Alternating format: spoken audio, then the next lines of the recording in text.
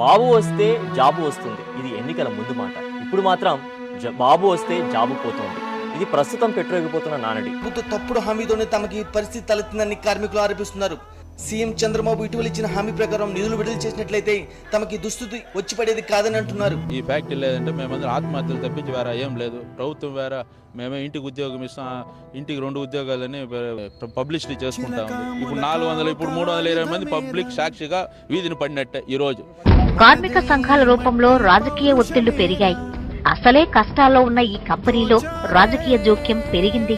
ఒక దశలో కార్మిక సమస్యలతో డిమాండ్ ఉన్న ఉత్పత్తి అందుకోలేక చేతులెత్తేసింది. ఇప్పుడు కొన్ని కోట్ల నష్టం ఆ మిషనరీస్ అంతా కూడా తుప్పుబట్టిపోయి 90 నుండి 32 సంవత్సరాలు సర్వనాశనం చేశారు. ఉన్న ఫ్యాక్టరీని చంపేసినటువంటి దుర్మార్గుడు చంద్రబాబు. పాదయాత్రలో జగన్మోహన్ రెడ్డి గారు ఒక మాట ఇచ్చారు. ఏమంటే విజయ డైరీని మళ్ళా నేను